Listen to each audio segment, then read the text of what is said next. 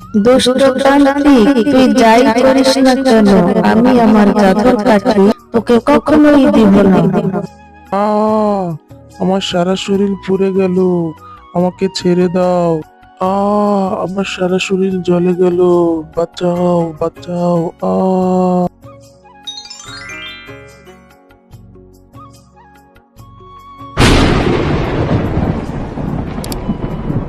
আমার খুব ভয় করছে মা, বাহিরে কি জোরে জোরে বিদ্যুৎ চমকাচ্ছে। আচ্ছা মা, এই বৃষ্টিতে বন্যা হবে না তো? আর আমাদেরকে ভাসিয়ে নিয়ে যাবে না তো? মা, তুমি আমাকে শক্ত করে ধরে রেখো মা। তুই ভয় পাস না রে মিনা, তোর মা তোর সাথে আছে। আল্লাহর রহমতে তোর কিচ্ছু হবে না, তুই এখন ঘুমিয়ে পড়। ঠিক আছে মা।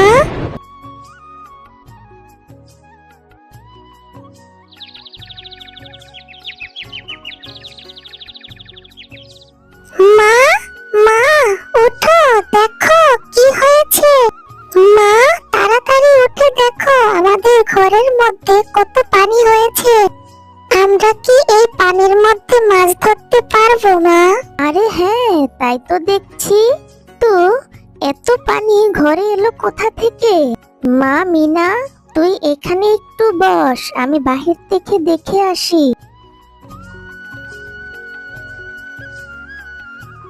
হায় আল্লাহ, এ দেখি বাহিরে তো বন্যা হয়েছে।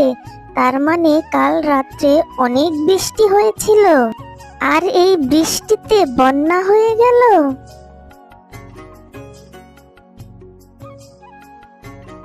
মা মিনা, আমাদের গ্রামে তো দেখছি বন্যা হয়ে গেছে, সারা গ্রাম পানির নিচে তলিয়ে গেছে। এখন আমরা কি করব রে মা? সে কি মা, তাহলে এখন আমাদের কি হবে? তাহলে কি আমরা এই পানিতে ডুবে মারা যাব মা? না রে মা, এসব কথা বলতে নেই, তুই দাঁড়া, আমি ভেবে দেখছি কি করা যায়। ঠিক আছে মা। মা মিনা, চল আমরা আপাতত আমাদের ঘরের চালে আশ্রয় নেই, পরে দেখা যাবে কি করা যায়।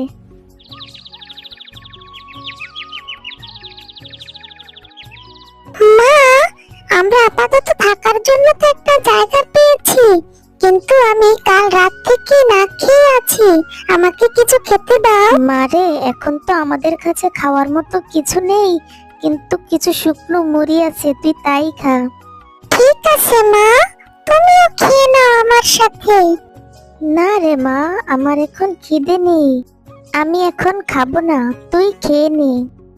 না মা, আমি একা খাবো না, আমি জানি তুমি কাল রাত থেকে না খেয়ে আছো, তোমারও অনেক খিদা পেয়েছে, তাই তুমি না খেলে আমিও খাবো না। না রে মা, আমি খাবো না, আমাদের কাছে তো খুব অল্প মুড়ি আছে, এগুলি থেকে যদি আমি খাই তাহলে তোকে আমি পরে খেতে দিতে পারবো না। না মা, পরে না হয় আমিও না খেয়ে থাকবো, কিন্তু তুমি না খেলে আমি যে খেতে পারবো না মা। ঠিক আছে রে মা, আমিও খাচ্ছি, এখন তুইও খা। দাঁড়া, আমি মুড়ি বের করছি। মা, মা দেখো, আমাদের এখানে একটা নৌকা ভাসছে। হ্যাঁ রে মা, তাই তো দেখছি, এই নৌকাটি আল্লাহ আমাদের জন্য দয়া করে পাঠিয়েছে। মা চলো, আমরা এই নৌকাটি দিয়ে খাবার খুঁজে আনি। মারে, এই বন্যায় তো সকলেরই আমাদের মতোই অবস্থা, তাই আমরা খাবার কোথায় পাবো রে মা? তার চেয়ে বরং চল আমরা এই নৌকা দিয়ে শুকনো কোথাও চলে যাই। ঠিক আছে মা, চলো, কিন্তু আমরা যাব কোথায়? জানি না রে মা, কিন্তু আর কিছুক্ষণের মধ্যে এইখানেও পানি চাল পর্যন্ত উঠে আসবে, তার আগেই আমাদেরকে এখান থেকে শুকনো কোথাও চলে যেতে হবে। হ্যাঁ মা, তুমি ঠিকই বলেছ, চলো আমরা অন্য কোথাও চলে যাই।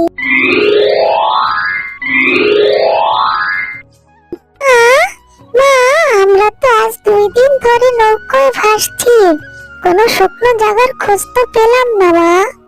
আর এদিকে খিদে আমার পেট জ্বলে যাচ্ছে, তুমি কিছু একটা ব্যবস্থা করো মা, তা না হলে আমি যে না খেতে পেরে মরে যাব মা।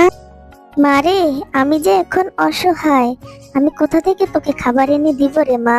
আর একটু ধৈর্য ধর মা, আল্লাহ কোনো ব্যবস্থা অবশ্যই করে দিবে আমাদের জন্য। মা মিনা, দেখ ওই দূরে একটা শুকনো জায়গা দেখা যাচ্ছে, চল চল আমরা ওইখানে যাই। হ্যাঁ মা, চলো। মা দেখো, এই দ্বীপটা কত সুন্দর। এটা কোন জায়গা মা? জানি না রে মা, এটা কোন জায়গা, কিন্তু দ্বীপটা অনেক সুন্দর। এর আগে কখনই আমি এখানে আসিনি। এর আগে এত সুন্দর জায়গা আমি কখনো দেখিনি রে মা। মা চলো আমরা এই দ্বীপের ভিতরে গিয়ে দেখি কোনো খাবার পাওয়া যায় কিনা। হ্যাঁ রে মা, চল।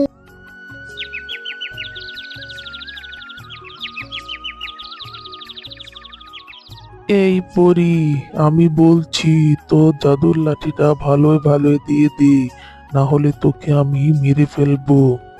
দুষ্ট তান্ত্রিক, তুই যাই করিস না কেন, আমি আমার জাদুর লাঠি কখনোই দিব না। ঠিক আছে, তুই যদি তোর জাদুর কাঠি আমাকে না দিস তাহলে আমিও তোকে জীবিত রাখবো না।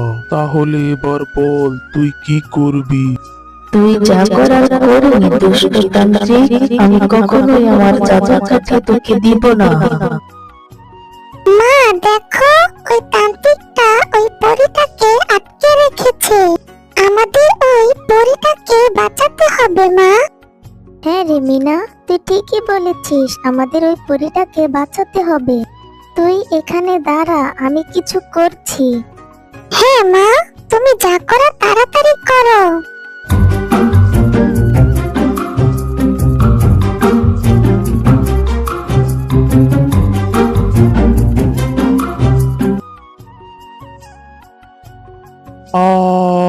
আমার সারা শরীর পুড়ে গেল, আমাকে ছেড়ে দাও। আমি কখনো আর এরকম করব না, আমাকে ছেড়ে দাও। আমার সারা শরীর জ্বলে গেল। তোমাদেরকে অনেক অনেক ধন্যবাদ, তোমরা আমার জীবন বাঁচিয়েছো। আজ তোমরা যদি আমার জীবন না বাঁচাতে তাহলে অনেক বড় অঘটন ঘটে যেত। কিন্তু তোমরা এই নির্জন দ্বীপে এলে কি করে?